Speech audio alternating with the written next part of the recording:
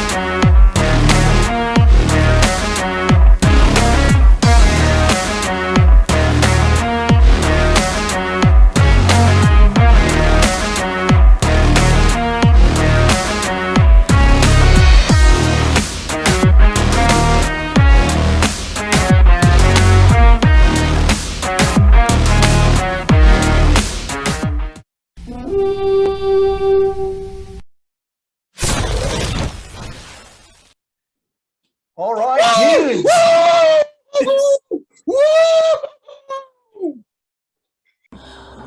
Settle down, Beavis. Welcome to episode 83 of Vikings Uncensored. A lot of stuff going on this week, so we'll get right to it here. I want to thank you to my friend down in the cities that sent me one of the Jared Allen Ring of Honor mullets. So I thought I'd wear it for the show here this week, but lucky, I want more of those. Before we get into it though,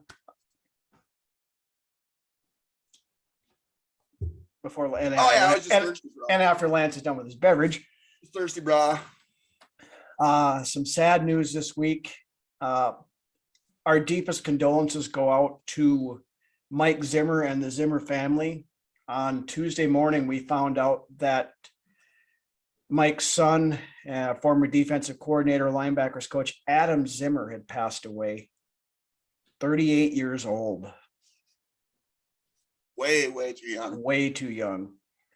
They said our deepest condolences and thoughts and everything go out to the Zimmer family. Never want to see one of your kids die before you. No. And sad situation all around. Absolutely. So again, our thoughts and prayers out to the Zimmer family. Then moving on to the big NFL style news anyway. Of course, the trade deadline was Tuesday at 3 p.m. Central Time, and not much really happened. Only a record-setting number of trades in the NFL. I believe there was 10 total. I think we kind of sparked it up too. You know, we were really the first ones with the big-time blockbuster trade there to start the day. Yep, which we will touch on in a minute, but we'll hit some of the other stuff here first. NFC North related, the Bears traded Roquan Smith to the Baltimore Ravens for a 2nd and a 5th round pick. And I would like to say I'm sad to see him go, but I am happy as hell that he is no longer in the division. He always tended to give us problems whenever we played Chicago. So good player. Well, he was leading the NFL in tackles this year so far. So all over the place. Yeah. So makes us a little stronger in the division, Chicago a little weaker, although they did turn around and trade with Pittsburgh to get Chase Claypool. So they did get another weapon for Justin Fields. Now the interesting part about that trade is Green Bay actually offered Pittsburgh the exact same compensation that Chicago did. That's fucking awesome. But Pittsburgh took Chicago's offer instead because they assumed that Chicago's picks would be better. Smart. Yeah. Smart. So. And awesome at the same time. Mm-hmm. Then. Stars are aligning. You know, it seems that way anyway. Now, as Vikings fans, we all know that doesn't necessarily ever mean anything, but the opportunity. Those stars come unaligned. Yeah. Our stars end up being the blinking light on a 737 that are flying over. Couple other ones. So the Broncos traded Bradley Chubb and a 2025 fifth rounder to the Dolphins for a 2023 first round pick, a 2024 fourth round pick, and running back Chase Edmonds. You know, and what's crazy is that a lot of these guys that got traded were whispered to be traded. It happened, you know. But continue along here with this right. as well. Then other news came out on Wednesday that Washington Commanders owner Daniel Snyder has hired Bank of America Securities to consider potential transactions. Right. It's trying to sell the team. That they don't, it was not divulged if he's trying to sell the entire team, a minority stake in it, or what he's trying to do, but there looks to be some movement on the ownership front with the Commanders. Good. Maybe he's finally gotten to a point where he's going to say, okay, I'll leave. Give me my $6 million or whatever the team is going to be worth, and I'll ride off into the sunset. $6 million. $6 billion. Oh, $6 million. $1 million. $100 billion. Well, Denver just got sold for what, 4.5 or something like that billion. Billion. So I'm guessing, Washington, they're trying to get a new stadium, so they're probably not worth quite as much, but still several $1 billion I'm sure that he would get for the sale of the team. So then on to Vikings stuff, some injury news. Of course, Delvin Tomlinson has been set as week to week with a calf injury. We were due for one of these, honestly. And unfortunately, Tomlinson has really played well the last few weeks. It's been his best season so far in purple and gold. It absolutely is. I know I was critical of him in preseason and saying that he needed to step up and show something, and he's been doing that. These players watch our show. Yeah, they have to. A lot of them are doing what we ask of them. So that's smart, guys. Go out and keep winning. That's all we're asking. But in the meantime, James Lynch and Kiaris Tonga will split reps to take the place of Tomlinson while he's out. As of Wednesday, we haven't made any movement to bring anybody else in or anything yet. But then, of course, who are you saying is going to split time at that spot? James Lynch and Kiaris Tonga. Okay. I'd like to see some Etsy. Some who? Etsy. What's his name? The Omega. Oh, Adofo-Mensah. He's more 3 tech though. He's not. Okay. Well, I guess Tomlinson has been playing 3 tech, hasn't he? Mm-hmm. Harrison Phillips has been the nose. But we just did get Tonga, not what? Yeah. A few weeks So ago. Adofo-Mensah, I'm sure he'll probably be active. Maybe he will get mixed in there. So yeah, there's an opportunity for that. Excuse me for biffing his last name, but it's a little complicated bit of the last name. You have enough problems with Smith, so I know exactly. So we'll cut you some slack on Adofo-Mensah. Yeah. Thank you. Yes. Then of course the other big injury news was tight end Irv Smith ended up with a high ankle sprain and expects to miss 8 to 10 weeks. So they put him on injured reserve, and then Vikings on Tuesday made a minor move to replace him, trading with the Detroit Lions to get tight end TJ Hawkinson. What? When did that happen? Apparently on Tuesday. I wish somebody would have said something about it, but of course I knew that one. Right. But Detroit gets a second round pick in 2023 and a third round pick in 2024. And we get TJ Hawkinson, a fourth rounder in 2023 and a conditional fourth rounder in 2024. This deal, in my opinion, was more than fair. More than fair. I saw some league-wide grades on the trading stuff. They gave the Vikings an A for the trade and a D- to Detroit for the trade. Exactly. I mean, we gave away a low second round pick, you know, perceivably, Yeah. and a hopefully low third round pick. And then we're going to receive basically at least a high fourth, so a low third, considered a low third. Right. And and ideally, I mean, the Vikings are showing that they're going to go in all in with this opportunity. So, ideally we're picking 32nd in every round, but. And you know what? It wasn't a panic move. No, it was not. It was a smart And it was move. a smart move. I mean, we just dealt for Chris Herndon a year ago and gave we gave a 4th round pick for a guy that had 4 catches.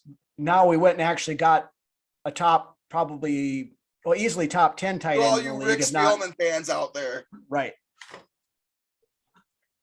But, and I mean, the Vikings before the trade only had like 800 and some odd $1,000 in cap space. However, with Hawkinson still on his rookie deal, he only has $550,000 left on his 2022 salary, which we can fit underneath the cap without having to make any additional moves. Smart move. Now, And Nick, the ability to extend. Mhm. And Detroit had picked up his 5th-year option, which means we have him under contract next year. I think it goes up to about $9 million then, but that's a 2023 problem that Kwesi will deal with at the time.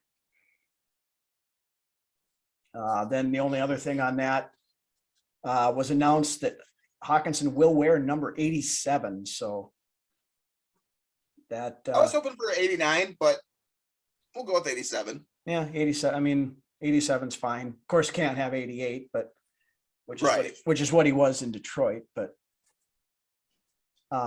with that, we will move on to the recap of the game last Sunday versus the Arizona Cardinals, where the Minnesota Vikings moved to 6-1 on the year.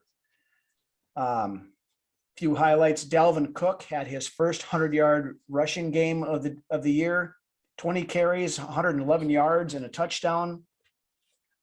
5.6 yards per carry. Oh, good game.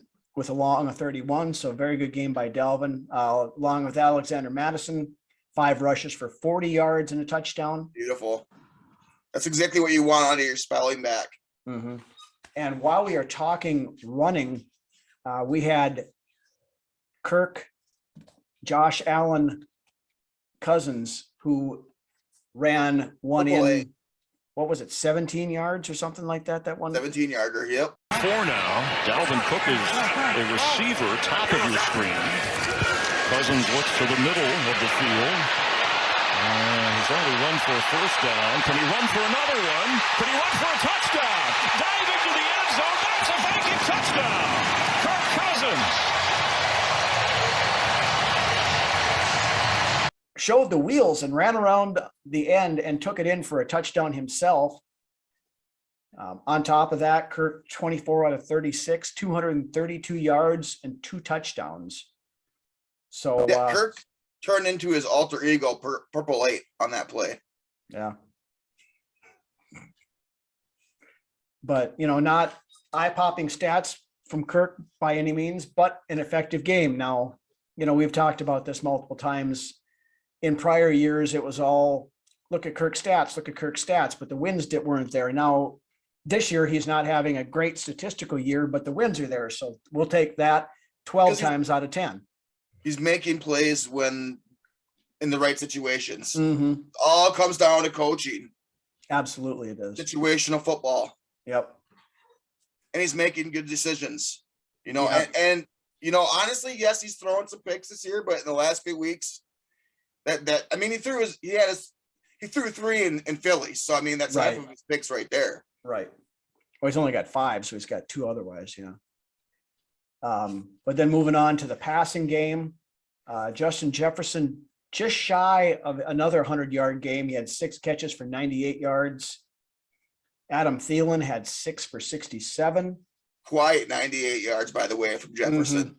Yeah, it was. He was. But that beautiful catch between 2 defenders was amazing. It was beautiful. Mm-hmm. And that's the kind of stuff Kirk a lot of times doesn't make that throw because he's worried about throwing an interception. but that gives him the confidence to make that throw. Right. He trusted Jefferson to get it, and Jefferson went up between the two defenders and got it. Great catch. And by the way, now he's got a new 6'5" tight end. Right. To open up that middle. We're going to see the best version of TJ Hawkinson once he becomes attuned with what's going on in the offense and the terminology. That's basically what it is. This is the language, learning the language of the offense. Mm-hmm. We're going to be really happy with this move. But continuing on. Right. Our buddy Johnny Muntcake had his first career touchdown reception this week. I'm a fan of Mr. Johnny Munt, honestly. Yeah. I mean, he's more of a blocker than what I figured he would be. He's a road grader there. Mm-hmm. He's good. I mean, Munt is a good tight end too. He's not a tight end one, but not long term anyways. But we now have a tight end one with TJ Hawkinson, so that makes things better. Over to the defensive side of things. Defense has quietly been getting better and better every week. I think we're still especially doing that run defense. Yeah, absolutely. I mean, the run defense, we only gave up 78 total yards rushing this week. And according to Pro Football Focus, the Vikings now have the best ranked run defense in the league. Not normal statistical wise, but PFF ranking anyway. I was raising the roof there, my friend. Were you? Okay. I wasn't sure if you were doing that or if you were just stretching. Let's just do my range of motion exercises. Yeah. Got to keep the limbs nice and limber. That's what she said. But beyond that, Za'Darius Smith had himself an absolute day. Monster. 4 sacks. Oh, right after that first sack that he was on a mission. Yep. Should have had 4 sacks. They credited him with 3. They did not give him a sack. I've only got 1. He's got 3. But moving on. But they did not credit him with a sack on that fumble where Kyler Murray fell on the snap, but he had 3 otherwise, and then Harrison Phillips also had one to close the game out. DJ wanted that one though, pretty bad. It was close, but Phillips got credit for it. So he did. But then, like we talked about last week about getting Kyler Murray off his game. Oh yeah, beautiful. Our safeties, both Harrison Smith and Cam Bynum, had interceptions. Guess what we got right now? Containment on the outside. Yeah, we did. Forced Murray to step up into the pocket.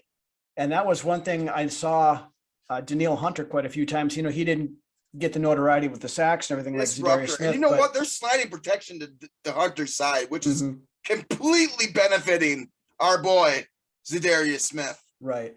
One thing I did like out of the defense, they actually had Asamoah in there a few times as the spy on Kyler Murray too. So we're coming together, my friend. We are slowly coming together, and we haven't played our best game as far as where we can be, but we had a hell of a good complimentary game last week despite the score. And we're getting incrementally better every week, which is something that, that's what we've been asking for, and that's the team is delivering it.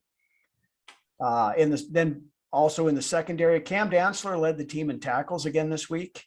He was up stuff in the run. He was wrapping up. He was all over the field. Yeah, the dude can tackle. In spite of his build, the dude can tackle. Mm-hmm. Kind of like Trey Waynes, almost like the same build as Waynes, and Waynes could get up there and tackle too. He's actually smaller than Waynes was, but wow, look at Whitfield. Yeah, as hell, but the best tackler on the team. Right, but Dantzler's such a gangly. He's string bean. He's a string bean, dude. He's a needle. Bingo, and that's in all respect to Dantzler, man. He's elevating his game. I know he's got a little bit to go in the past, in the pass department and coverage there, but he's getting there. Right. Patrick Peterson also playing 5 years younger. Yeah. he's, you know, there again, the first 2-3 weeks, we're pretty rough on old Pat P on the show here, but I believe Dontel's letting Patrick play a little bit more loose. He's giving him a little bit more freedom out there to diagnose and make plays on his own accord. Yep. And it's showing. He's had a hell of a last month. And hopefully he keeps that going, because we got some stiffer competition coming up here. This is his best stretch of games since he's been a Viking.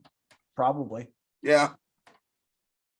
Then over on to the special team side of things.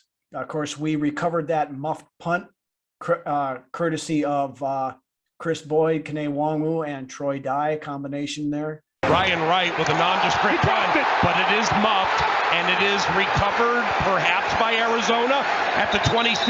Did Greg Dortch just do us a solid? Yes!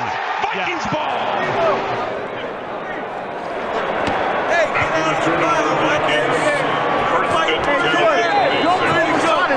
Team recovery for sure on that punt. Yeah. And like our buddies Drew and Ted said on their post-game show, there's a lot, like last year, a lot of times that one we probably wouldn't have recovered. They'd have just got into a pile and like, oh, well, we didn't get it back. But no, they fought and clawed and pulled around in that pile. Like I said, team recovery, man. One person threw the guy back, one person pushed the ball out, and then one person, and Troy Dye came in and finished it up. This is a different team. I mean, it absolutely is. Same players, but a different mentality and a different philosophy. Yep. Now, not all great on that side of things. I am going to raise the level to DEFCON 3 on the kicking department. Take us to DEFCON 3. Get on the sack. Tell them to flush the bombers, sir. Greg Joseph, for the third week in a row, missed an extra point. And I seriously thought that was going to come back and bite us at the end back there, because that would have put it at a 9-point lead. 2-score game. Yeah. And instead it was. But we wouldn't have been bucking our buttholes at the end of the game there. And again, a little more information than the viewers probably needed to know there, Lance. But then he also had a 55-yarder or 56-yarder again. 56-yarder again, yeah. Something about 56-yarders. He made one. Got a quick kick at him. You mean, as a fan, you look at the coach and be like, you know what? If you don't get him within 45 yards, then just fucking go for it on fourth down. Yeah. Well, Joseph has not hit a field goal over 50 yards since week 1. I believe he got complacent, is what I'm thinking. And then he just lost. It's all timing. It's all a timing issue. When it comes to kicking field goals, it all comes down to timing and ball and foot placement. Yeah, something's up, but he needs to figure it out. I mean, it's like bowling, dude. When you lose your roll, or basketball, when you lose your shot, it's timing, man. Unfortunately, there's not much else out there as far as options go. I went and looked at the free agent kicking situation after the game, and there really isn't anybody out there. You know what? Then you just turn up the deuce and you start busting loose. Got to do something. Unless you're within, like I said, just stick to a law. You know, a Mendoza line per se, as far as kicking goes. If you're not within that zone, if you're behind the 50, you punt the ball, you pass the 50. If you're not in, say, within 40 yards of a field goal, you go for the fucking shit. But the problem with that theory is he's missed three extra points, and those are 33 yards. But like you said, at this point, what do? Yeah, there's not. We beg and hope.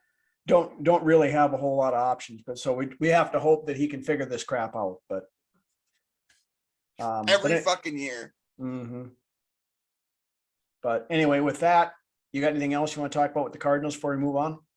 No, I think we pretty much nailed everything we need to nail. Okay. Oh, Jordan Hicks as well. Hell of a good player there. Yeah, another good game. Yeah, absolutely. So with that, we will tie a bow on the Cardinals game with our weekly awards segment. Of course, celebrating the good and the not so good. Starting off with what we call our Badass of the Week award. Who is that guy? Whoever he is one tough badass. Who do you got for that, Lance? This was easy this week. I had to give one offensive defense. Okay. There was a player on each side that was deserving. I got Za'Darius Smith. Meanwhile,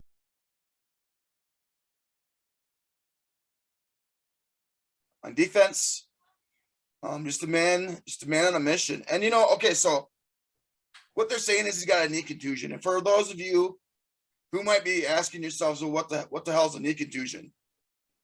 And Phelan has also got this as well.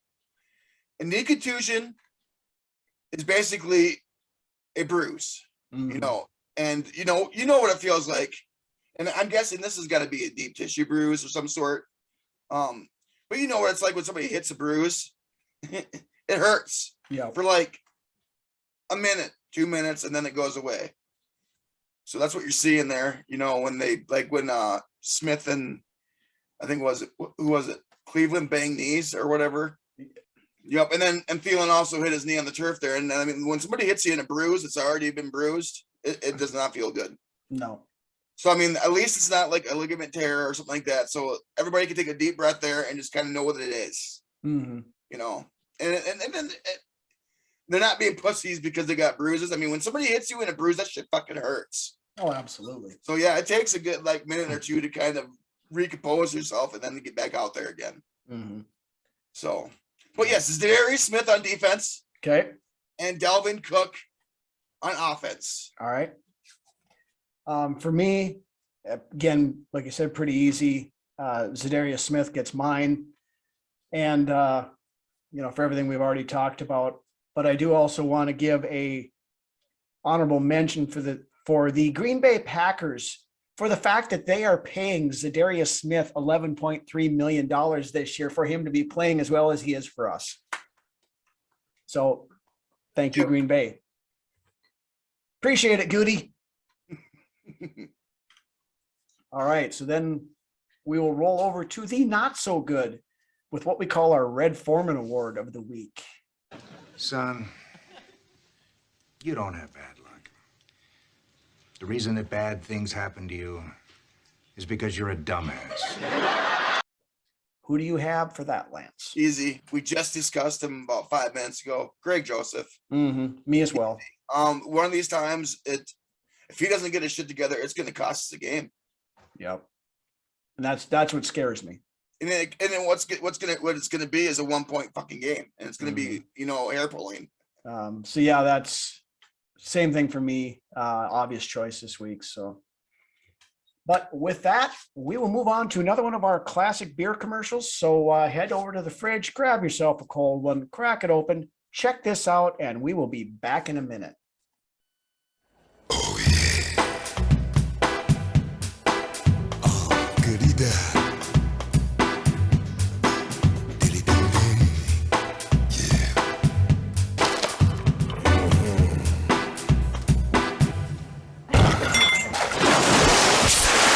Premium light. Some drink it because they're responsible. What? Others just love the taste.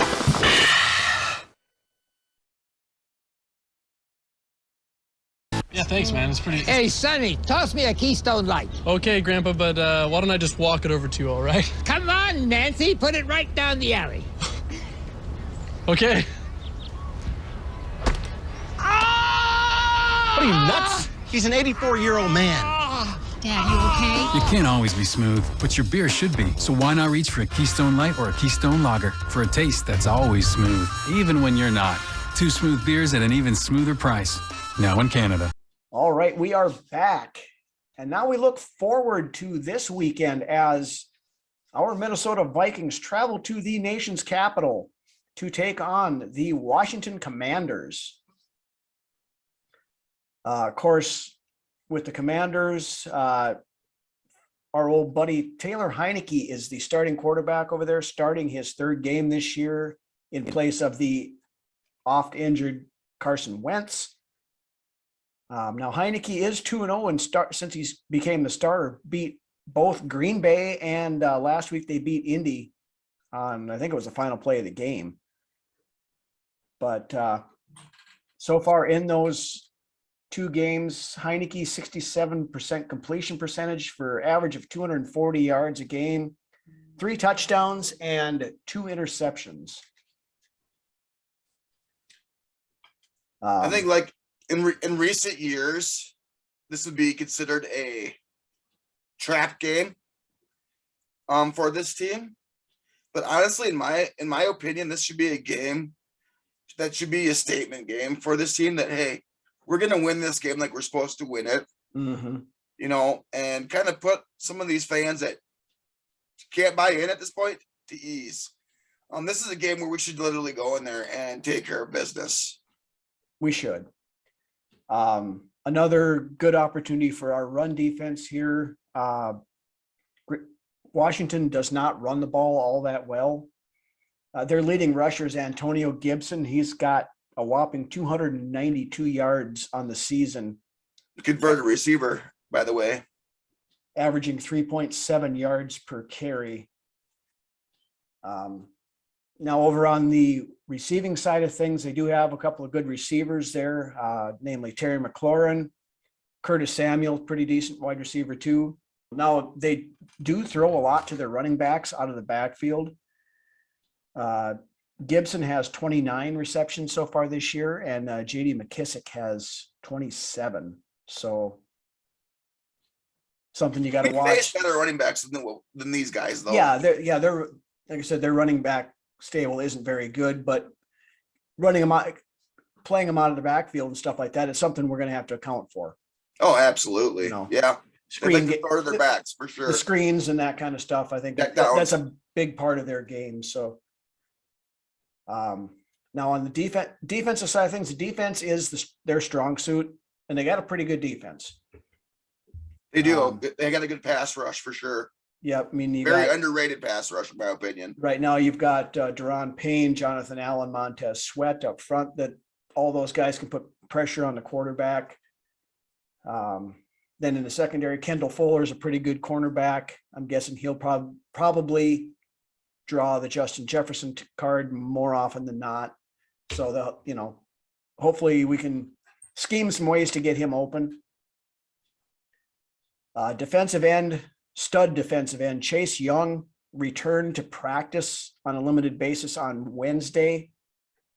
I kind of doubt he will play this weekend, but it's a situation worth keeping an eye on. He might be on the pitch count. Who knows? If he plays at all, I'm guessing he would be. But Chase Young on a pitch count is still somebody that we really don't want to have to face. So right.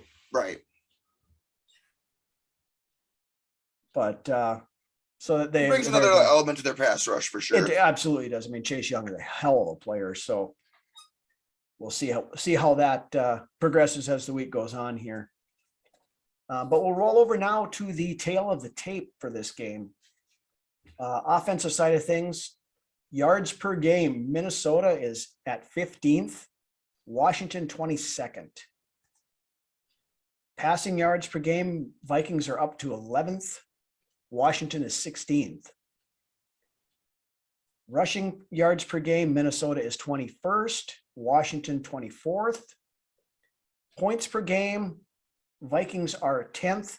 Washington is 27th, so they don't score a lot of points, which bodes well in the our defensive situation, I guess. So, but now rolling over to the defensive tail of the tape, as we had mentioned, with their strong suit being their defense, yards per game, Washington is 13th. We're 28th. Ooh. Yeah. I mean, we know we give up a ton of yards. We just haven't. In between the 20s, we give up a lot of yards, but when it comes down to the 20 or the red zone, we start to tighten up a little bit. Yep. Passing yards per game, Washington is 16th. We're 29th. Rushing yards per game, Vikings are up to 8th. Washington is 19th. So, there's definitely a potential for Dalvin Cook and Alexander Madison to make a little hay again this week, kind of like what they did against Arizona last week. I think Arizona was top 5 in run defense, and we had our best running game of the year. So, then points per game, Vikings are 14th, Washington 15th. So they don't score a lot of points, but they don't give up a lot of points either. So this may be one of those. We finally spoke into existence that Vikings scoring over 30 points last week. This week might be a little bit tougher, but hopefully we can keep that rolling. I mean, this offense gets rolling. I don't know that there's many defenses in the league that are going to be able to stop it, but right, if any. Right. Then a couple other line items for the tail of the tape. Turnover differential. Vikings are 3rd in the league now with a +6 turnover ratio. Washington is 28th with a -4. Now, granted, a lot of that came from Carson Wentz throwing more balls to his opponents than he did to his teammates, but I think he will make mistakes though too. He will. Like I said, he's 3 touchdowns and 2 interceptions so far this year. So you can get him to throw picks as well. If our pass rush continues to trend upwards, Heineke will throw some ducks up for sure. Mm-hmm. And he's got that gunslinger mentality where he will just whip it up and 50-50 balls and stuff like that. So, or if he's going down in a sack and just letting it rip and open it lands in one of his teammates' hands. Yeah, kind of a lot like Case Keenum in that aspect. He's actually a very similar player to Case Keenum. Yeah, that's a good comparison for sure. Then just some extra numbers on our field goal kicking that I forgot to bring up earlier. We are currently worst in the league in field goal percentage. Joseph is 9 out of 14 at a 64.3%. Not good. No. But on the plus side, we're only 3rd worst in the league in extra point percentage at 84%. Probably tied with a lot of other teams. Yeah. So, we won't get back into the kicking stuff. We talked about that earlier.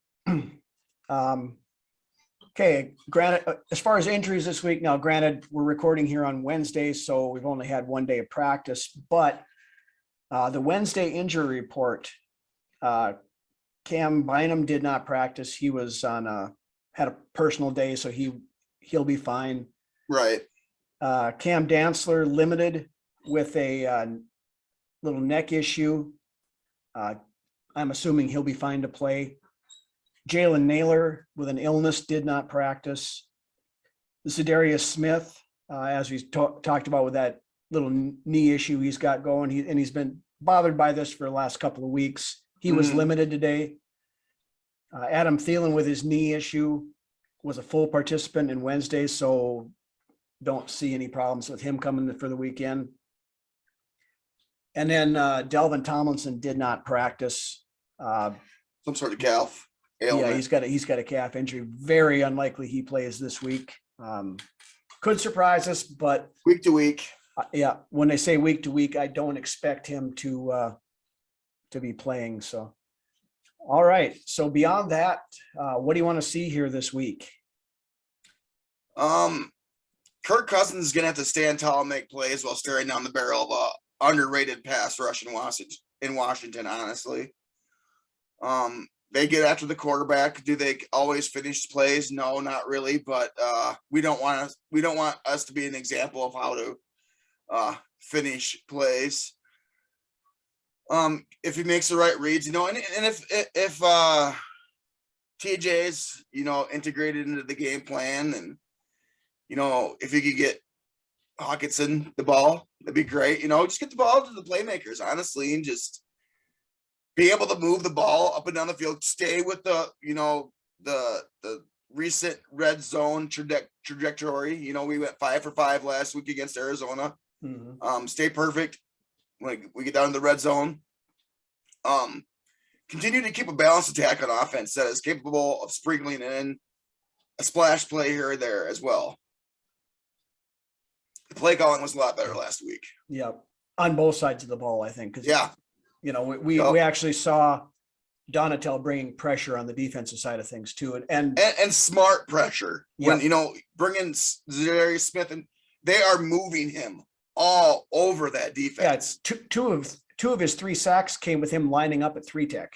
Yeah, stand up. Yeah, yeah. So, and then getting the jump on the ball, man. His jump on the ball is insane. Mm-hmm. And I mean the one sack, like I was saying, I think I mentioned earlier, Murray just sat down. Yeah. He didn't even need to get hit. He's like, oh shit, sit down. Yeah. Smith taps him on the helmet, and that's it. Sack, boom, done. Yeah, and Heineke can move around a little bit, but he's like Kyler Murray can. He's no Kyler Murray as far as mobility goes, no. So he will get out and run, but it's not our pass rush is key part of his game, I guess. Our pass rush is coming together, and it's getting better week. Like we said, this defense is getting better week as the weeks roll on. It is.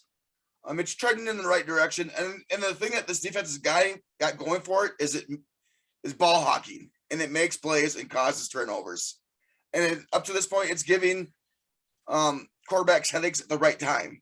Right. For me, I guess stuff I want to see. I want to see what they can do with Hawkinson, get him involved in the game. I don't expect him to be a big part of the passing game this week, just for the simple fact. I mean, they'll have some basic routes and stuff, stuff that he's comfortable running. Language.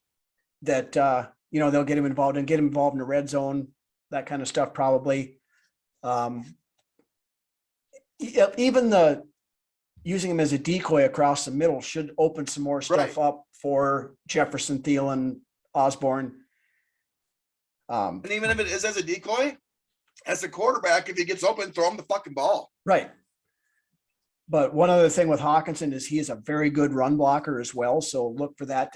Very underrated in the run blocking department. You can put him right up there with Kittle as far as run blocking goes, in my opinion. Yeah, he likes to run block, and he takes pride in being a three down tight end. Mm-hmm.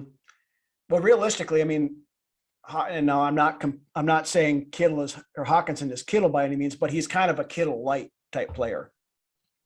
The potential is there. Yeah, and he was in the Motor City. If you're going to see the best version of Hawkinson, it's going to be more so here than what it would be in Detroit. Right, and he was a very good player in Detroit. So there's a level to TJ Hawkinson's game that has not been unleashed due to the fact he played in Detroit. Coming out of college, a very good, and you know what? He's not a burner. He's not. But you know what?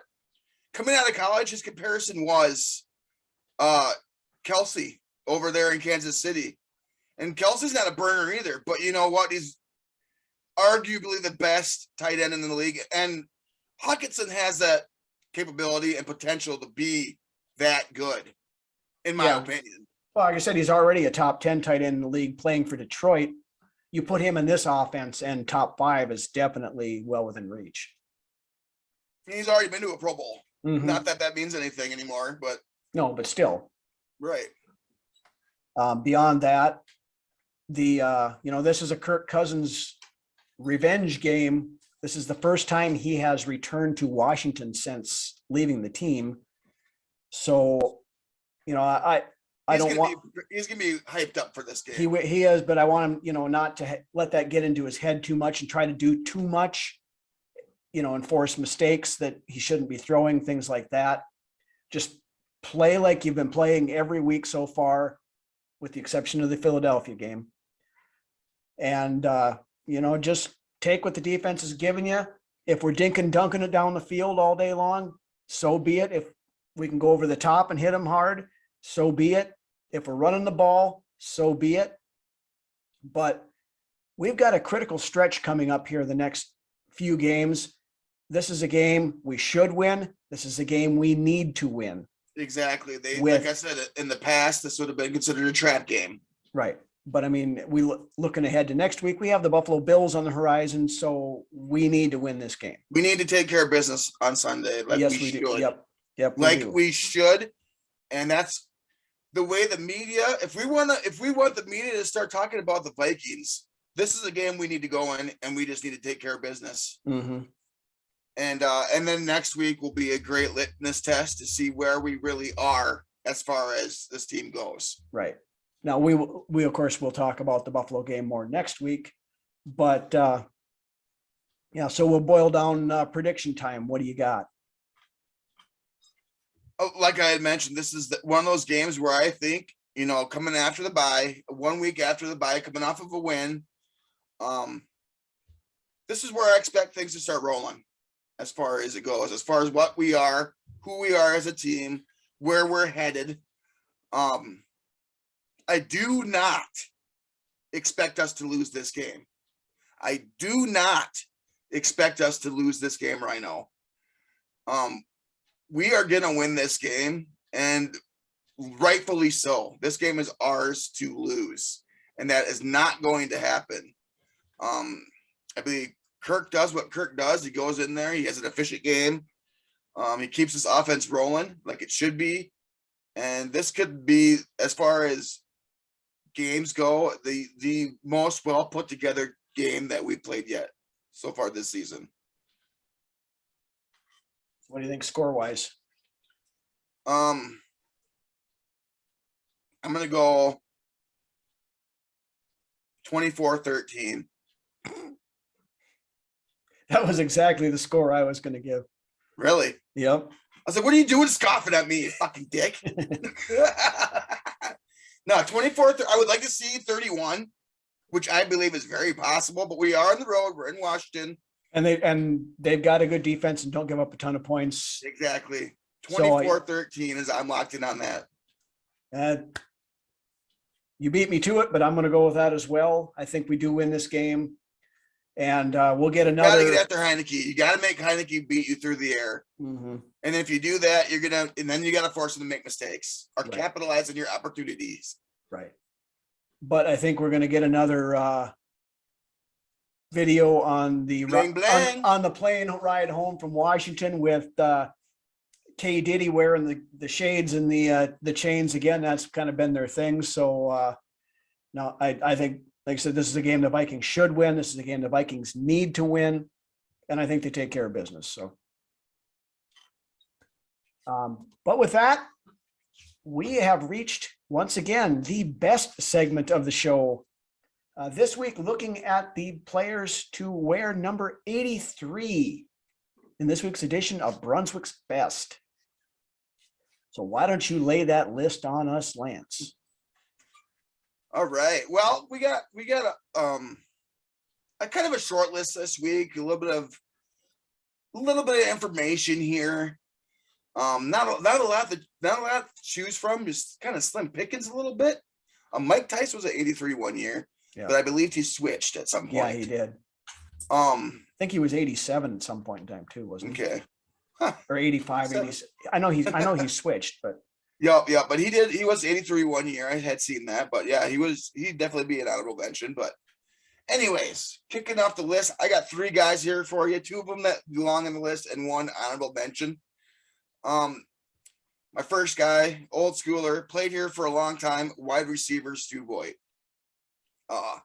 Stu Voigt played for the Vikings during the 1970s. He got to Minnesota in 1970 and played 11 seasons for the Vikings, leaving the team after the 1980 season.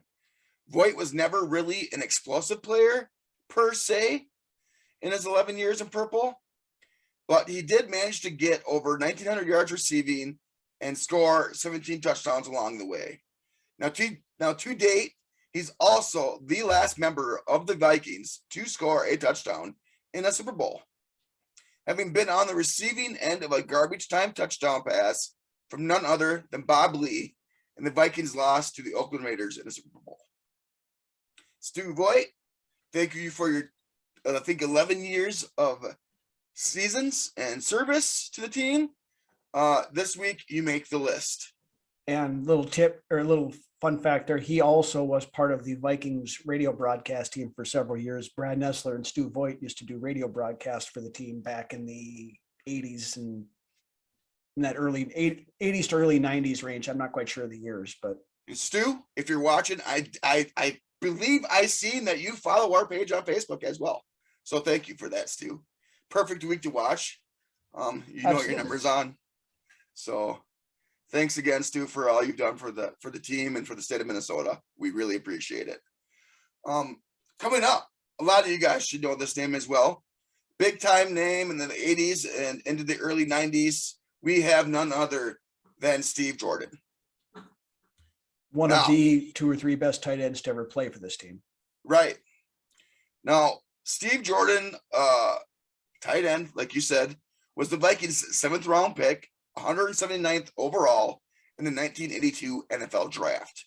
He played 13 seasons for the Vikings and was selected to 6 consecutive Pro Bowls from 1986 through 1991. He finished his NFL career with 498 receptions for 6,307 yards and 28 touchdowns. Vikings head coach Jerry Burns once praised Jordan's work ethic, noting that no one on the Vikings team works harder than Steve Jordan. During Jordan's years with the team, the Vikings won 3 NFC Central division titles, made the NFL playoffs 6 times, and reached the 1987 NFC Championship game, which they ultimately lost 17-10 to the eventual Super Bowl winning Redskins. Jordan's career. What's up? I remember that game. I do too. And I was really young, so it was very, vivid. And did Riggins still play in 87? Believe so, yeah. Because I know that he had a game where he just ran all over us. Yeah, this one was the game of the infamous Darren Nelson drop at the goal line. Okay, Doug Williams, right? No. But Doug Williams was quarterback for that. Right. I believe, yeah. Okay. So, anyways, Jordan's career statistics compare favorably to several NFL Hall of Fame inductees. For example, Jordan's 498 career receptions and 6,307 career yards exceeds Mike Ditka's 427 career receptions and 5,812 career yards. David Casper's 378 career receptions and 5,216 career yards, and John Mackey's 331 career receptions and 5,236 career yards. Steve Jordan, those are some good names to be in company with. Jordan still holds the Vikings all-time single game receiving record for tight ends. During a game against the Washington Redskins on November 2nd, 1986, Jordan caught 6 passes for 179 yards and a touchdown. No Vikings tight end has ever caught for more yards in a single game than Steve Jordan. Steve, you made the list. Now, my honorary mention, great special teams player, decent tight end, great team player, none other than Jeff Dugan. Shout out to our buddy, the Pantheon. This one's for you, buddy. Jeff Dugan spent his entire career with the Minnesota Vikings, being drafted by the team in the 7th round of the 2004 NFL Draft. Dugan wasn't your greatest receiving threat in the pass game, but the guy did a lot of work on special teams and in the trenches as a blocker. In 2006, Dugan made his transition from tight end to fullback when Tony Richardson had a season-ending injury. Dugan handled the transition admirably and assisted Chester Taylor as he ran for 1,214 yards, which became the 4th highest in Vikings history. Dugan also helped a pair of running backs rush for 100-plus yards in the final 7 games of the season. Dugan finished his illustrious career in Minnesota after the 2010 season with 27 receptions for 191 yards and 3 touchdowns. And I do believe one of those touchdowns came from Ryan Longwell on a fake field goal, by the way. Sounds right. So, Jeff Dugan, you do get an honorable mention this week on Brunswick's Best. And that concludes my list for this week. All right. Well, that about does it for this week. Again, want to thank everybody for watching.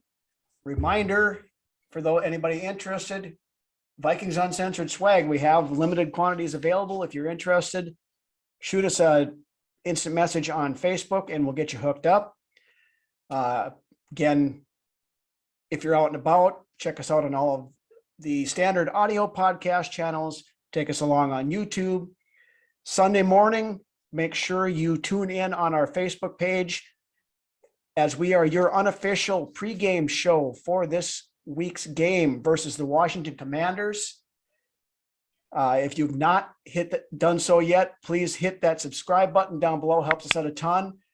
We're almost to 1,000, ladies and gentlemen. I think we're like 50 away. As of Wednesday night, we were at 953. So tell everybody you know to come check us out and subscribe. We want to hit that 1,000 within the next week or two at the very longest. So thank you everybody who has subscribed to this point, and let's hit that 1,000 mark. Beyond that, speaking of subscribing and following, we're gonna do a little shameless brag here today.